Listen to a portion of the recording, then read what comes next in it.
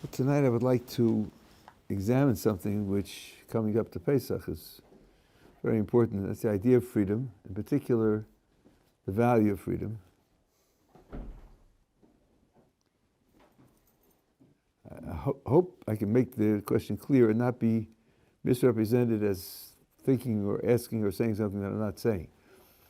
First of all, I want to say I agree, and I think all reasonable people should agree that freedom is valuable.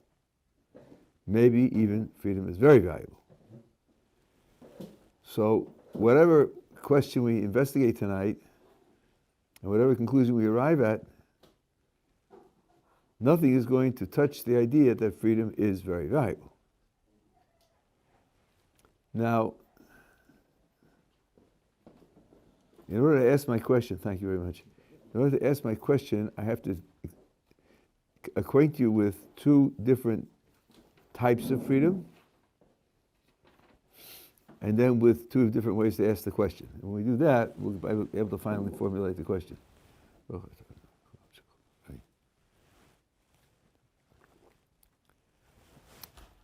First of all, we distinguish between intrinsic and extrinsic value.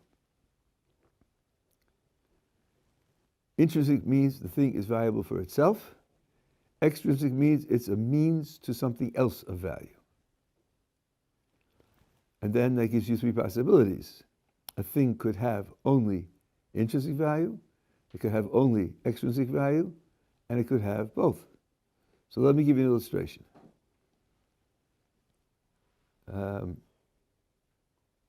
There are rectangular, greenish pieces of paper found throughout the world, but mostly in the United States, which are $100 bills. For most people, maybe all people, they have only extrinsic value. There's no point in piling up more and more rectangular pieces of paper, except that you can buy things in the store with them, or you can pay your bills with them. They are a means to be able to do something else that has value. That's called extrinsic value. One of the things that people value intrinsically, not everybody, not all the time, but sometimes, familiarly, is pleasure. You ask a person, why are you working at that job? He says, to earn money. They say, why do you want to earn money? I want to buy a house. Why do you want to buy a house? I want to live in the house. Why do I live in the house? Because I'll enjoy it. Why do you want to do what you enjoy? Don't ask stupid questions. Why do I do what I enjoy? Because I enjoy it. Sof pasuk. End of, bottom line. Now, I don't say that everybody says this or has to say this. I just say it's quite reasonable to understand when a person says that. He says something quite reasonable, quite appropriate, and quite realistic. He doesn't value it for something else. He might, but he doesn't. Just end of the line. Whereas the previous stages of the questions, you have a problem that the thing we're asking about is something that different people do for different reasons. And you want to know why he's doing it. So people work at jobs for various different reasons. People earn money for different reasons. People buy houses for different reasons. Some buy them as investments. And some buy them to live there.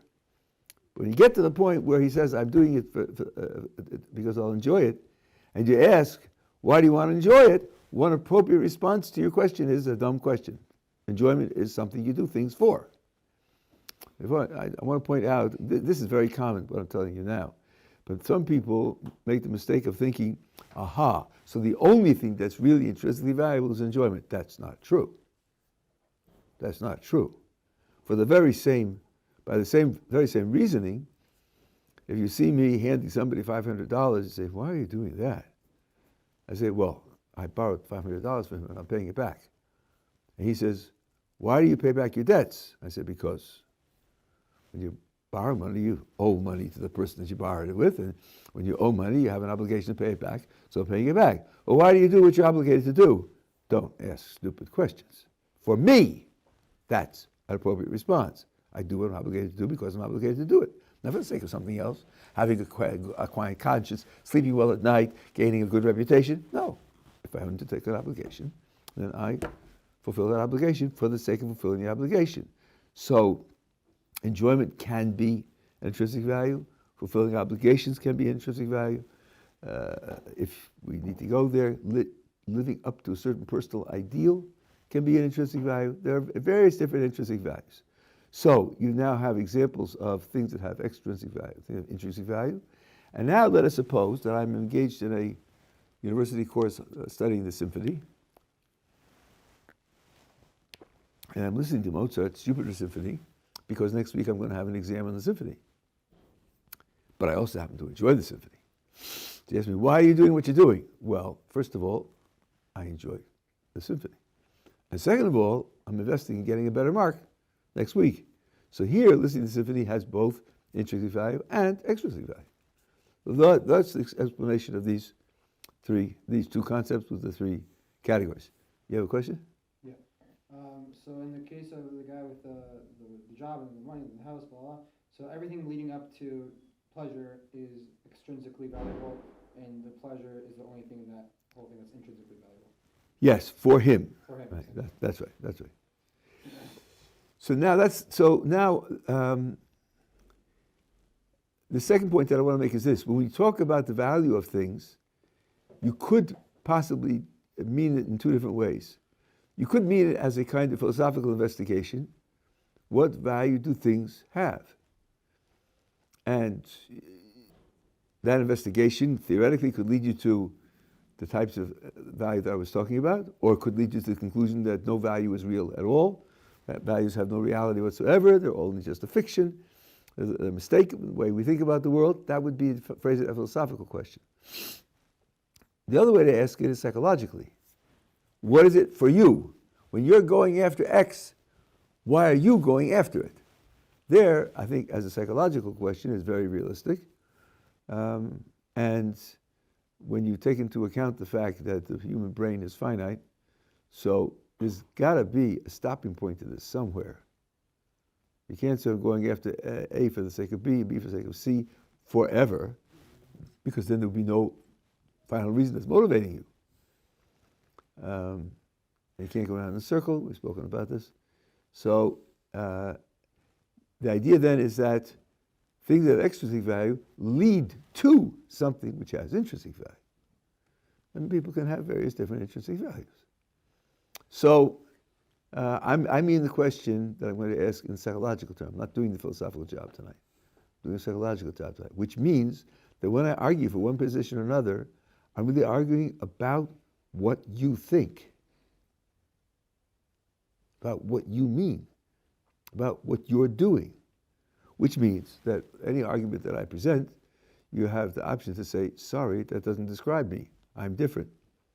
And I recognize that. I'm pointing that out at the beginning. But my point of my argument is to elicit from you certain reflections which will reveal to you what you really think and what your real commitments are. Part of philosophy is doing that for people. So, now, my question is this. What kind of value does freedom have? As we saw, there are three possibilities. Either it has only intrinsic value, or it has only extrinsic value, or it has both. What kind of value does freedom have? And I want to argue that freedom has only extrinsic value. Freedom is like rectangular green pieces of paper. The value of freedom is the value of what you can do with it. Nothing in freedom itself is valuable. So, let me offer you some simple reflections which point in this direction, and then I want to argue an argument, a general argument that this is so. And then finally I'll come to the Jewish picture on this subject.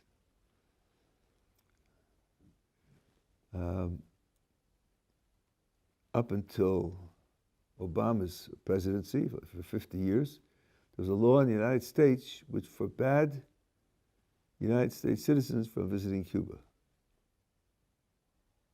So, in a very real political sense, I didn't have the freedom to visit Cuba. That law didn't bother me at all, because I never had the slightest inclination to visit Cuba. I had no interest in going there whatsoever. They say, well, you can't do that. Thanks, guys. Correct. Imagine they make a law. It's forbidden by the government to eat sand. Yes, gotcha. 100%, I'm on board, right? Will I demonstrate the government to repeal the law? No, I wouldn't waste my time because I don't want to eat sand. I can't imagine wanting to eat sand, So if you want to outlaw it, spend your time playing games. It's nothing to do with me. I'll give you another example. Somebody's in jail, wrongly accused for years, and then finally they found him a loophole. They found a way to reverse the decision, and they manage it, and they come to him, and they have the key to the cell, and they say to him, "You're free, we produced your freedom." He says, "Thanks a lot, but according to the doctor, I'm going to be dead in 20 minutes. Should he celebrate being free? Should he feel that he's the beneficiary of some great gift? He can't do anything with it. He can't go anywhere. He can't get anywhere in 20 minutes. There's absolutely nothing he can do with the freedom. There's nothing he can do with it. It seems like it doesn't have any value. So, loss of freedom to do something that I don't want to do anyhow doesn't seem to be a loss of anything valuable. Receiving freedom with which I can do nothing doesn't seem to be receiving any value. That sounds like these are indications. It's not a proof, but it's just indications that the value of freedom is in what the freedom enables you to do, not in just being free. And suppose you have the guy in jail, and they say, "Listen, we have an opportunity for you. You have 20 minutes left, right? Here are two possibilities. Either we'll open the doors and free you for the last 20 minutes, or you can listen to Beethoven." I think you would choose Beethoven. Because choosing Beethoven is at least a pleasure. You get something out of it. His life's a little better off because he had that pleasure. But opening the doors and giving you freedom doesn't do anything for him. Because there's nothing you can do with the freedom. Being free isn't the value in and of itself. Otherwise, we'd have to say, well, there's the value of being free and the value of listening to Beethoven. You can weigh them up and ask which is a bigger value for you. But here, I think it's a no-brainer. You're simply going to say, leave the doors locked, because opening them up doesn't do me any good. Listen to the words. It doesn't do me any good opening the doors. When you talk that way, what you're talking about is the results of having the freedom, the thing that the freedom would be a means to get, which means that you're talking about extrinsic value. Now, I want to make this into a general type of argument. If freedom had intrinsic value, then there ought to be a scenario where you could imagine having freedom in this scenario and then removing it or putting it in and changing nothing else. That's challenging to make sure it doesn't change anything else, but you could do it. I'll show you how. And then when you do that, you should be able to see that the scenario as a whole has changed its total value because you've either put in or taken out something that has real value. If, on the other hand, in this scenario, when you put freedom in, take freedom out, you don't change the value of the whole at all, that's an indication that freedom doesn't have its own value. Because if it had its own value, it ought to change the value of the whole. Just making sure that you don't change any other features of the whole. Now, I'm going to give you a scenario like that, which I think illustrates this. Again, the nature of the illustration is when you hear the scenario, when you think about it, then that is the way you will evaluate it and judge it. I'm not telling you how you ought to do it. I'm just telling you, I'm trying to reveal to you your own intuitions in this area by inviting you to a certain philosophical reflection and then seeing what your judgment tells you. So, I want you to meet my friend Fred the Hobo. Fred the Hobo. He lives at the city dump in America. Well, the city dump has some pretty good stuff in it, 1 or 2 day old food. Think of what restaurants throw out. And clothes from last season, which were being discarded because the styles have changed, and other items that are thrown away. And that's how he lives. When he gets bored at one particular city dump, he hops a ride on a freight train, passing freight train, jumps on, and rides to the next city, gets off and lives at the dump. Fred doesn't know anybody. Nobody knows Fred. He lives a socially isolated existence. Now, if you were to ask Fred, hey Fred, how are you doing? He would say, Are you okay? Yeah. Are you happy?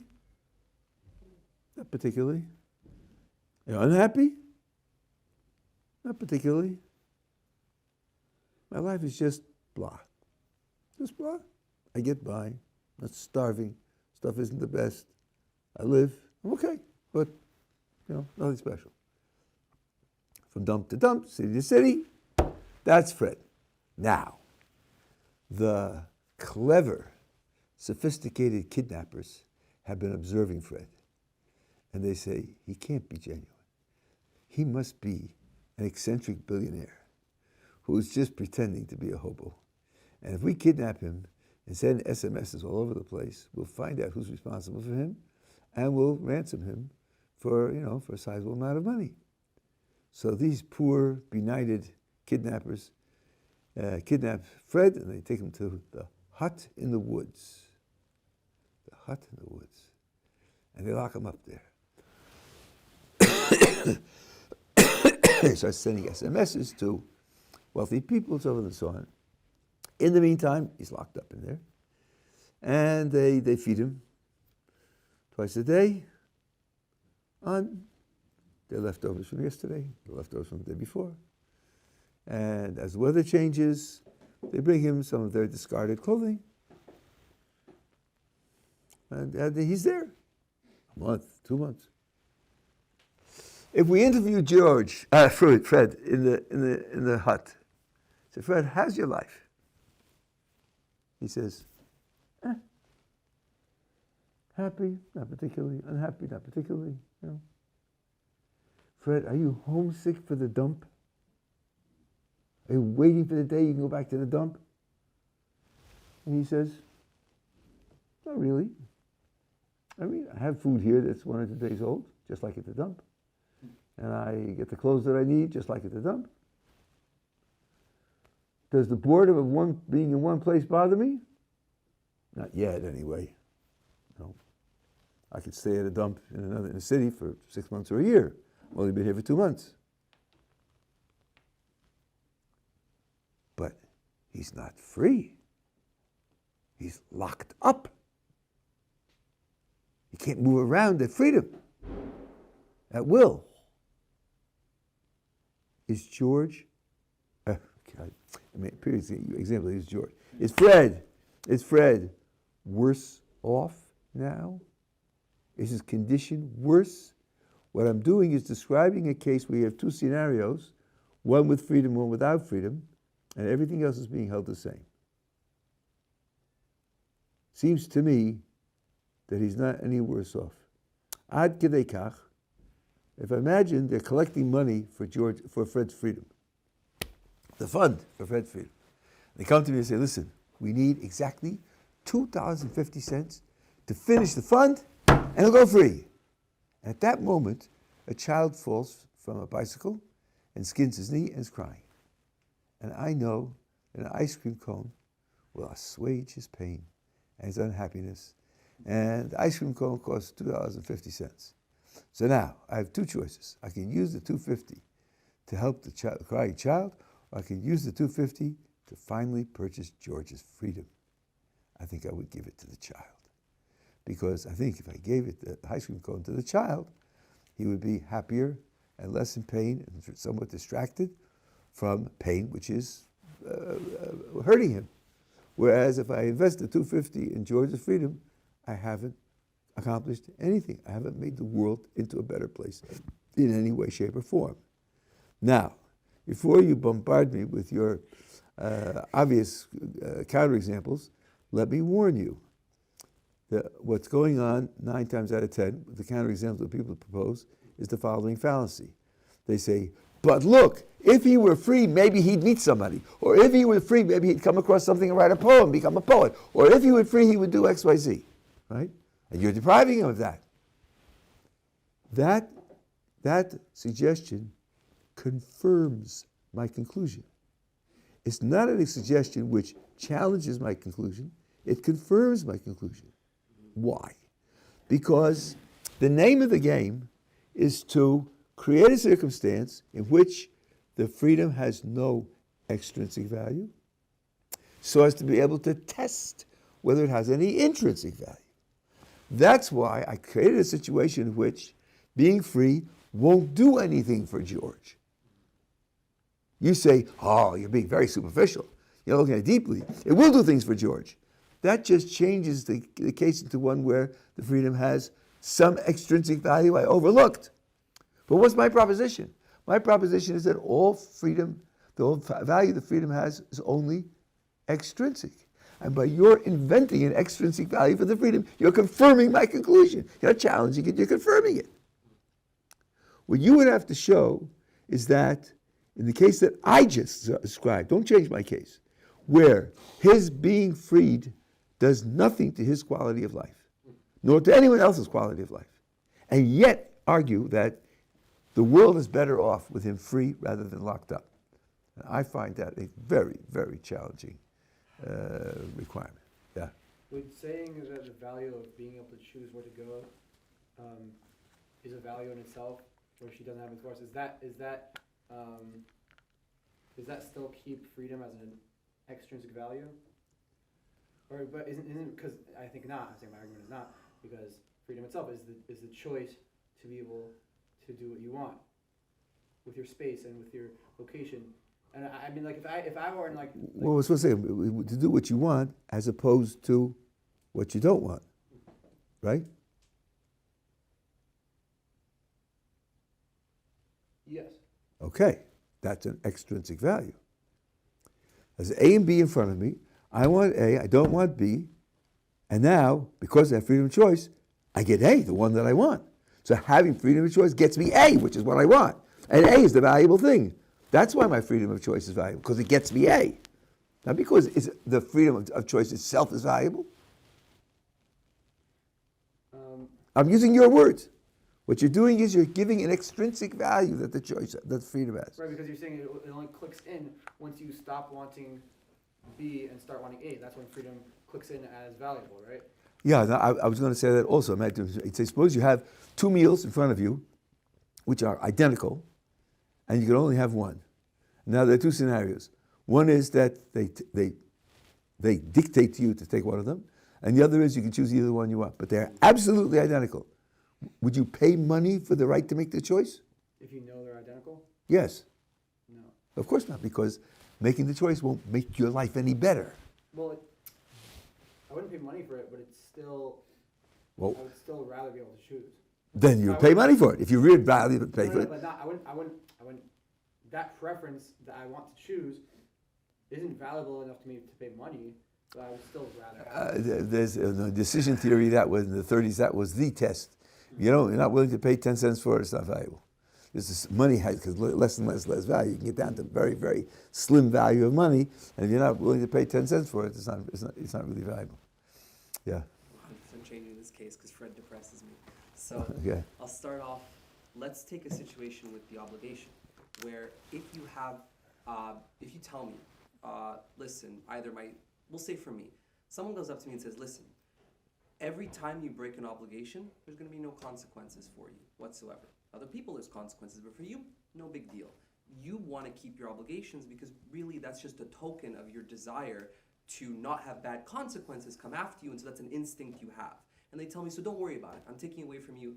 Those consequences are going to hurt you. You don't have to worry about obligations anymore. Mm-hmm. I don't feel good about that. Of course not, because he's wrong about you. Well, okay, but I feel. No, but that's the reason why you don't feel good about it. Because you say, as a matter of fact, in my psychology, fulfilling my obligations is an intrinsic value. It really is.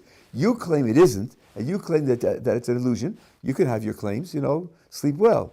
But I think I have a right to report my psychology. I say you're not describing my psychology correctly, so I'm not giving in to you. On the contrary, I'm telling you that I give it intrinsic value. So now I'll flip it over. So I'll say, I think you've used like a short frame, the 20 minutes, and you've used the depressing life of Fred. But if you go to someone who's 24, someone who's sharp, whatever, you tell them, listen, I'm going to offer you your perfect life. Whatever and it's not even what you think you want now, it's what you really, really want. But it's like a movie. It's just playing to you. You feel like you're free, but you're not going to be free throughout the whole thing. You'll get the sense that you're making choices, and I'll even take out this knowledge you have that you're not really taking choices. Alternatively, I will give you real, true free will in the sense that you can determine the outcome in the sort of ways that things can go, but your life's going to be worse. How much are you willing to pay in terms of that determination? I think I would be willing, just personally, pay a decent chunk. I would be willing to hear him describe to me what he would take from me, maybe from 7 children to 6 children or something, because it would mean that much to me that I would actually be the source of the outcome of my life, that I would be the agent determining that. I'd be willing to pay for any extrinsic, not any, but for a certain degree of that extrinsic value in order to gain that sense of free will, which is a similar internal value to me as obligation is. Well, you're paraphrasing an argument that I have used many times for the last 40 years. It's called the dream machine argument. I thought I invented it, and I think, what's his name, who used to be at Harvard, wrote Anarchy, Liberty, Utopia. I don't think of his name. Robert Nozick. I spoke to him when he was writing that book, so it was my idea, his idea. I thought it was based on H.G. Wells, who had a thing called The Dream Machine. That was a science fiction movie. Now, I'm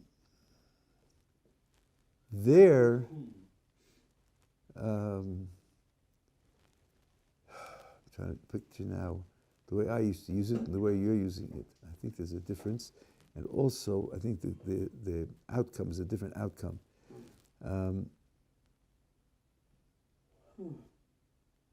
think you were using it for a different purpose. I was using it for the purpose of truth, realism. Yes. That the reality of what I do as an action in the real world is what is one of the things. I have it in my book. Mm-hmm. Right? One of the things that I care about. But that's the difference between the very same sequence being real versus the very same sequence being a dream. And as you say, there are forks in the road, and they make a big difference which fork you take. And in one case, I take the fork on the basis of my free will. The other case, I only dream of doing it in my free will, but I don't do it really, and it doesn't have consequences in the real world. So I care about what I do in terms of the consequences that it has in the real world. I want, the example that I give, the final example is, they say to you, we've checked your brain, we've checked your abilities, you can cure cancer. It'll take 30 years of effort, you'll cure cancer. Mm-hmm. Or we can give you a dream curing cancer. And this was the test. If the person didn't care about reality, he'd say, I'll flip a coin. This is in your book, right? It is in my book, yeah, it is in my book. That is a key difference. Right. So now, that's a key difference because the things that I do either have an effect on curing real people in the real world, or they don't. And that means that I don't just care about my own experiences. That's the point that I make there. But here, the question is whether I'm doing it or I'm not doing it. And they can take responsibility for what I'm doing, right? Mm-hmm. That's a different matter altogether. In fact, in dreams, you experience emotions. You do dream yourself making decisions. So it isn't as if you aren't making decisions, they're just dream decisions, right? In fact, you can say that I dreamt a dream, and in this dream I did X, Y, Z. I never thought I would do X, Y, Z, but I was confronted in the dream with something that I'd never been confronted about before. It was all imagination. And in the dream, I responded by doing X, Y, Z, and that says something about my character, and it's something I have to work on. So in terms of the freedom and activity, making it into a dream doesn't mean you don't have freedom and activity. Yeah, the dream is not, I think the dream is not precise. I think I had this existential fear personally where it would hit me, am I just watching a movie? Like a sense, like in a really real way, do I only have subjective experience and no ability to actually determine my life? And that really scared me, which is also a subjective thing. But yeah, regardless of if it's a dream or not, I might be physical and interacting in the world, but the sense that I'm just a robot that's not aware that it's a robot, in that way of actually being able to make choices, that was something that felt intrinsically bad to me, and that gave me... Well, I know if it really, you're using the word intrinsically there. I don't know if you really mean it or you really thought it through. Why wouldn't you say, I realized I forgot to say something at the outset. Let me put this in now because it may be important. Sometimes people confuse intrinsic, extrinsic with really, really important with trivial. That's a gigantic mistake. Intrinsic values come in varieties of great and trivial, and extrinsic values come in varieties of great and trivial. So, let's take, for example, the intrinsic value of a gumdrop. Well, we said pleasure is one of the kinds of things that could have an intrinsic value, but the intrinsic value of a gumdrop is negligible, right? Okay, now let's take extrinsic value. Okay, how about breathing? Oxygen. No one lives to breathe, right? You breathe to live. But oxygen is very, very important. When it's in short supply, you'll give everything to have it because otherwise you'll have nothing. So don't confuse intrinsic versus extrinsic with really important and really trivial. That's not true. There are intrinsic values that are important and trivial, and there are extrinsic values that are important and trivial. Now it seems to me like the sense of futility in not having a choice is that you don't bring about things of value. Not that it is a value, but it's a matter of bringing about things of value. I could illustrate this with another example. Well, take the two-dinner example, right? Take the two-dinner example. If the ability to make a choice has intrinsic value, then the two scenarios. Scenario one, I could even simplify it. Scenario one, they serve you supper. That's your supper, period. Scenario two, there are two suppers, but they're identical, and you choose one. You ought to be willing to pay for the second scenario because you're choosing. I don't think you would, because both ways you get the same supper. That shows you that the choosing is for the sake of getting the supper that you want. And if you're going to get the supper you want without choosing, you haven't lost anything by not choosing. But there's a difference between getting a supper and cooking a supper. That's true, but we're not talking about that. We're talking about the choosing. Only the sense that the felt sense that you are the source of the thing that you're getting. It's the experience of making it in addition to the thing that's made at the end. Well, that's why I didn't use making. Because that's the making, not the choosing, but the making. I think that's baked into free will, or at least that desire to have free will. Sure, it's an extrinsic. That's the point of my examples is to peel off all the extrinsic value. Look only for intrinsic. If when you peel off all the extrinsic value, you're left with no value, then the conclusion is it doesn't have any intrinsic value. Because otherwise, when you peeled off all the extrinsic value, you'd be left with the intrinsic value. And if you aren't left with any value, then there isn't any intrinsic value. So I gave you a case where there's no extrinsic value whatsoever. And if you're right that choosing has its own intrinsic value, there ought to be a value in this case. And you agree there isn't. Only because of Fred's mindset. No, I don't. I think we all. You'd ask a person, what would you rather? The choice between two identical suppers or someone giving you supper? I think it would make absolutely no difference. Choice is important because you can determine which outcome you get. Not just determine the outcome. If the outcome is going to be the same outcome, it's worthless. Well, if there's a joint product of thing produced by you, that thing can't be peeled apart because then you lose a composite which is greater than the sum of its parts. And that's the thing that people are actually longing for when they want to make... So I don't understand. Why isn't there value in choosing which supper to have? I determine which supper I'm going to have. But there isn't any value in that. You're referring to something else, yeah. So maybe help me what's what I'm having. So basically, here's an example. Let's say you're going around to different I don't know. Let's say you're in this is the example I thought. I don't know why. But you have hilltops, in the Hilltop Kids and whatever. Yeah. Okay, so you have like different hilltops that you could go around to, right? So if I'm like if I'm living like, and they're not like fancy or whatever, right? So if I'm right, they're made of shacks. Yeah. So if I go and I'm gonna visit this hilltop for a week, it'll make me enjoy it a lot more if I know that at any time I can choose to go and visit another hilltop. Versus if I'm told, okay, you have to be for a week and you don't have a choice. So the fact that I have freedom makes the experience itself better, and without me necessarily going to choose another hilltop. Right, because you're anticipating Not liking it. having a preference for another hilltop. So And then you use your choice to determine which position you're in, the inferior position or the superior position. So your ability to choose is getting you to the hilltop you want.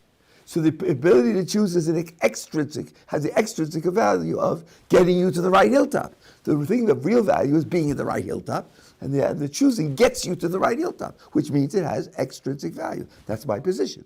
My position is the ability to choose has extrinsic value and only extrinsic value. What you've done is invent a case where it has an extrinsic value, which we haven't mentioned before, but it doesn't change the logic of the argument. The logic of the argument is you've got to consider a case where the item you're talking about has no extrinsic value at all. Doesn't get you to anything that you prefer. Doesn't get you some object or some experience or some condition that you prefer. And then you can test whether it has value in those circumstances. If it doesn't have any, then it doesn't have any intrinsic value. What you've done is invent another extrinsic value. That's my position. All the value it has is extrinsic. You're confirming my position rather than challenging it. So I just to try to further understand it with an analogy. So what I'm saying is basically like saying, if I have money and it makes me happy because I don't necessarily have to be buying something right now with it, but just having the money makes me happy because I anticipate wanting to buy something in the future. That's right. It's analogous to That's exactly what I'm saying, right? That means it has extrinsic value, right? You have extrinsic power, because when you'll want something, this will enable you to get the thing you want. But the value of the money is it'll get me what I want. And that gives you a feeling of happiness. Sure, because you're anticipating getting the thing that you want. That's all extrinsic. It's not in having the money. So it's extrinsic to the intrinsic value of happiness now that knowing that you'll be able to get what you want. Yeah, it's a reflection back on the fact that you'll have the power to be able to get the thing that you want. Right. But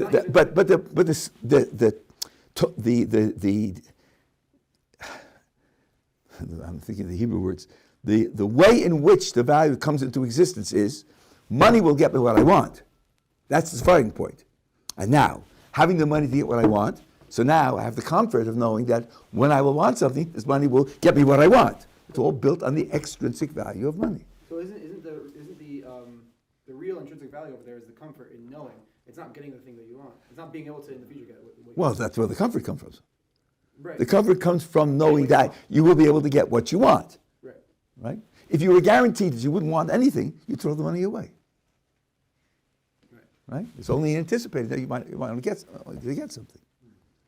So I claim that this argument about Fred and the illustrations are just illustrations of the same idea, show that the value of freedom is only extrinsic.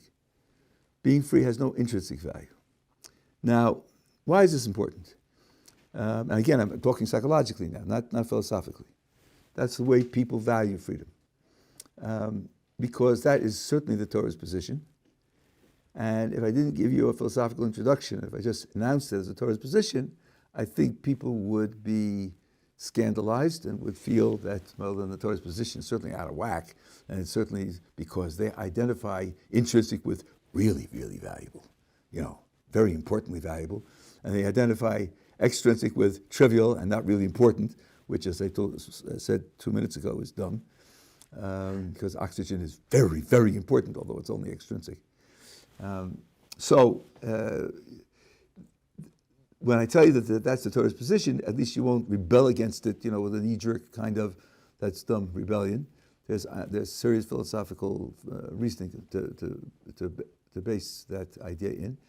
And then you have an entirely different view about the Torah's commitment to freedom, between what it really is, by the way it's advertised, as I'll show you momentarily, and it leads to reflections about what to do with freedom.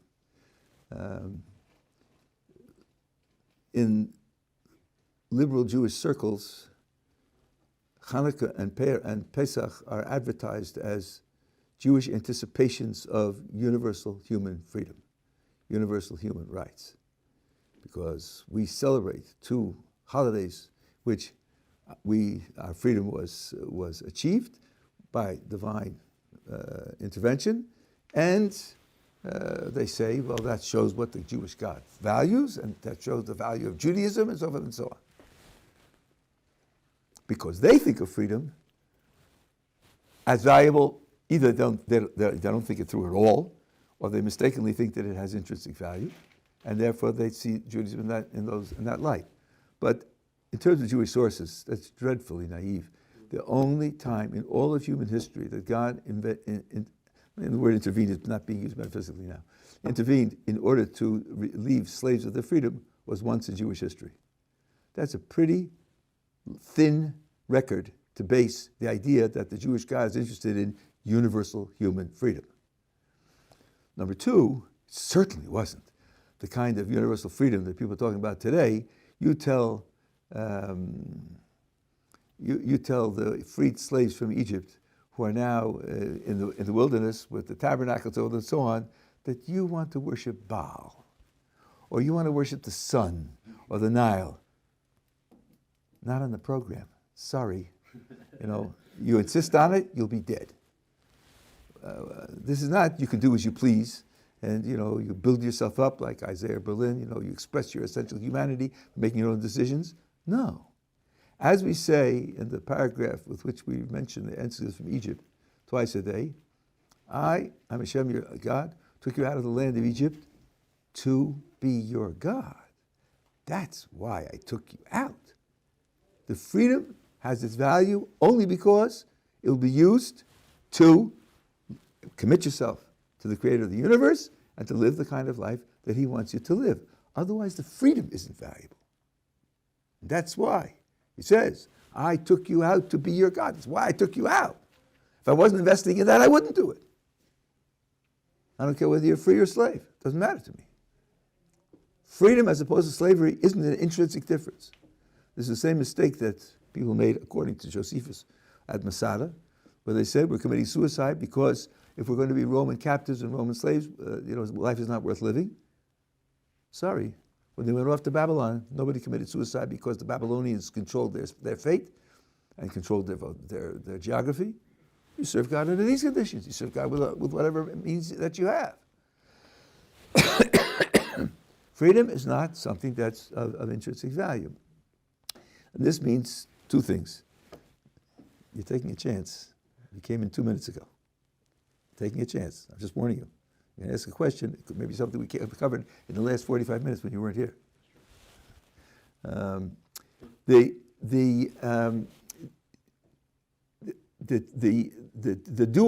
dual implication is, if you have in your power to secure someone's freedom or increase his freedom, you don't flip a coin. You ask, if I have this impact in increasing his freedom, what will he do with it? Not all freedom is equal. And certainly, if he'll do something negative or something that has no value at all with it, then there's no point in investing it. You can't justify investing in it. And if freedom of A will have these consequences and freedom of B will have those consequences, then you can see which consequences are superior. Then you have a responsibility to use your ability to free the one whose freedom is going to be used to do things of the highest consequences. And the second thing is that when we think of our freedom that we possess, and of course we live under, the whole world lives under constant divine providence, so the freedom that we have is to set up certain alternatives, and we can justify the freedom only by using it to choose the alternatives that have the highest value. If you use your freedom to choose something that has less than the highest value, then you have denied the freedom, the value that it should have had. Yeah, you have a question. Okay. No, it's just a kind of observation. This circles back to the thing you were saying a few days ago or whatever about we see that free will is not Judaism's or one of Judaism's highest value because the whole point is Olam Haba, and we don't have free will in Olam Haba. I said it didn't have intrinsic value. I I didn't say it didn't have value. No, I said it had no intrinsic value. I said things that are intrinsically valuable that will be in the world to come. The world to come is all good, and it includes all intrinsic good. Nothing's going to be left out. Nothing will be missing. Nothing will be less than perfect in the world to come. And since there's no free will in the world to come, free will can't have any intrinsic value. Because if it did, we would have it there also. there's nothing going to be in the next world. So our existence in this world with free will is only a means by which we get to a condition where there's no free will. And then I use that as a bridge to point out, as the Meshech Chochmah points out, that Moses at a certain point in his life lost his free will, and that was the highest possible human achievement. He used his free will to lose his free will by purifying himself into a person where he had no temptations to do the wrong thing. That's not a failure. You say, well, but if we were created for free will, so then he's lost his humanity and lost his ability to kind of mimic of Isaiah Berlin, lost his humanity and lost his purpose for existence. No, he achieved his purpose for existence. He didn't lose it, he achieved it. Because free will is a means to achieving that it's not the exercise of it is in itself is intrinsic. If it were, we'd have it in free will, in the world to come also. You want to ask a question? Yeah. So,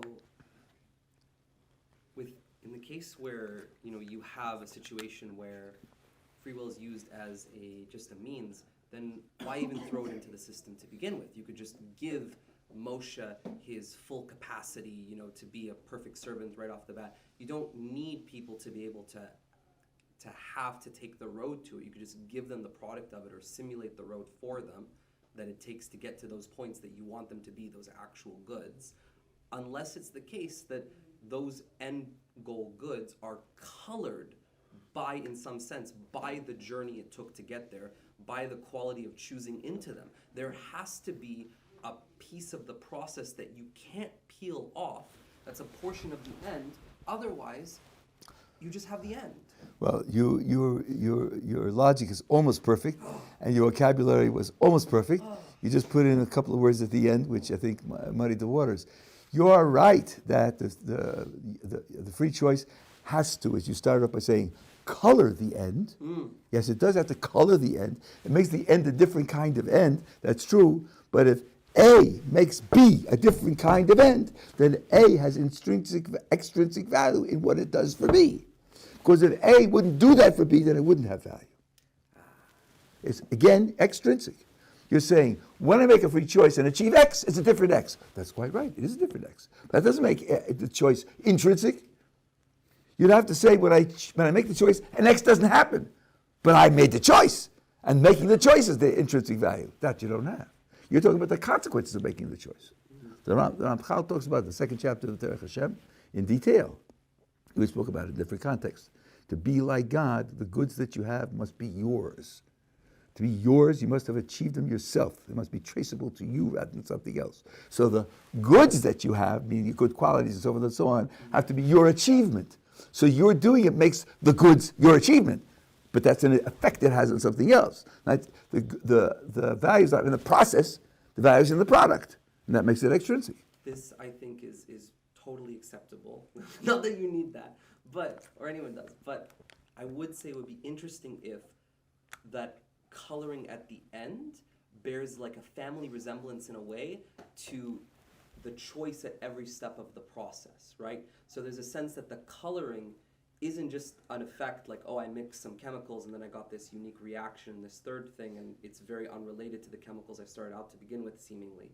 But rather that type of owned good thing at the very end, it varies from person to person depending on the journey they took to produce that, the struggle and back and forth of their free will choices. That's certainly built in. Cool. And therefore, qualitatively, the end won't be the same end. It'll be different ends. It may be certain equality, as you asked on the previous occasion, equality of merit, but the quality of the actual. You build your position in the world to come decision by decision. But it's the decision here that built that condition there that makes it valuable to make the decision. According to intrinsic value, it wouldn't matter whether I got anything out of it at all. I just made the decision. True. And that's not true. It's not true that making decisions has that kind of value. That's the point.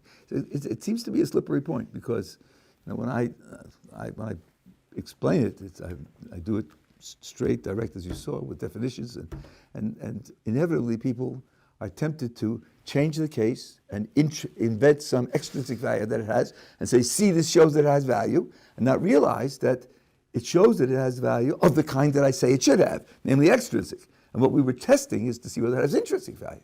That's a different test. So that's why I prophesied that was what was going to happen. And between the two of you, it certainly happened several times tonight. But that's okay, there's a expression about Torah. Ein adam omer al divrei Torah elam kein nichshal bahem. A person doesn't come to master the words of Torah until he's tripped up by them. So you shouldn't feel bad by being tripped up, not at all. That's the necessary process in the goal of mastering them. Yeah. Okay. Yeah. Okay. Do you want to try? Yeah. Where this stuff? Let him ask. So, okay, I think you guys covered portions of finances and money. I know actually you did. But I was at an event. You know Bitcoin. I don't want to bring up Bitcoin, but I do want to bring up Bitcoin. Yeah. I'm not. Yeah. You're ambivalent. No, I'm not. I'm not biased towards it, but it blows my mind that there are people. I was at this event where everyone's like, freedom. They're screaming like freedom, and they truly believe in this like element of a coin that is going to get them freedom. So, how do you define freedom from a financial lens? That it's like it just gets you to where you need to go externally. Like, what's your definition of financial freedom? I guess is my base question. I wasn't talking about financial freedom. I was talking about freedom in a. The word freedom is basically is a negative word. You always have to ask freedom from what? Like when you write on a food package, free of additives. Freedom means something isn't there, and in particular something that disturbs you or constrains you or takes away your alternatives or takes away your self-control. Or, in other words, it disturbs your choice, your choosing ability to the point where there's less you can do. So freedom means the absence of things that restrict your ability to make choices. Right. Now they could be external or internal, they can be threats, they can be incentives, they can be addictions, there are many, many different kinds of things. And considering one of the examples that I gave before you came in, if a person's locked up in jail and in the last 20 minutes of his life, somebody secures his freedom, but in 20 minutes he can't go anywhere, so then his freedom is useless to him. Now, what people do in philosophy, when they talk about financial freedom, they use it for a certain wedge. Liberals do this. I think they're cheating. They say, well, freedom of movement is worthless to someone who hasn't got the means to be able to move. So therefore, he must have a right to the amount of support which will enable him to use the freedom to move. That's a mistake. Rights, although I didn't talk about them tonight at all, rights are connected to the freedoms themselves. Rights are not connected to the means by which you can make use of the freedom to get yourself something valuable. The fact that you have a right to freedom of movement and you can't use it to do something valuable just means that that right is not meaningful to you. It's not valuable to you. That's right. A right, which is freedom, isn't valuable if you can't use it to do something which you want or something that will be good for you. That means to say the freedom is another example of what I've been talking about the whole evening. It's sort of like giving a person a free check to buy any food in this store. But he only likes food from Brazil. That's the only food that he eats. And in the store, there's no food from Brazil. None. What does he have of value in your piece of paper? You tell me he can get something there and go sell it to somebody else. Use the money to buy something from Brazil. Yeah, okay, only for home consumption, right? Because this piece of paper won't get him anything that he wants, it doesn't have any value. So if you wanted to talk about economic freedom at all, I guess it would mean having enough resources to do the things that you want. And then it's just dumb, Freedom, go out and get a job and earn money. What do you mean freedom? Somebody owes it to you? Nobody owes you anything. Nobody owes you anything. Yeah. What farm can this material be found? Where these reflections are found. Or the fact that Judaism, its position is that freedom does not have intrinsic value. I haven't seen anybody discuss it in the terms that I discuss it. I haven't looked at certainly all the English literature on this subject. I think it's just taken for granted. Okay. I think it's just obvious. You take a look at the last verse in the third paragraph of Shema, where it says, "I took you out of Egypt to be your God." The other place where I mentioned the other night, Moshe Rabbeinu asked the Kodesh Baruch Hu at the sneh, the burning bush, what has this nation done that you're going to set them free? And God says, when they leave, they'll serve me on this mountain. They'll receive the Torah on this mountain. So Rashi says, the question was, what merit do they have? And God's answer is, they don't. They don't have any merit of investing in their future. Taking them out so that they will receive the Torah outside. That tells you that freedom is for the sake of what you can do with it. So you're saying you see over and over examples in Judaism, and it's talking about really the center parts of Judaism, like why God took us out of Egypt and stuff like that.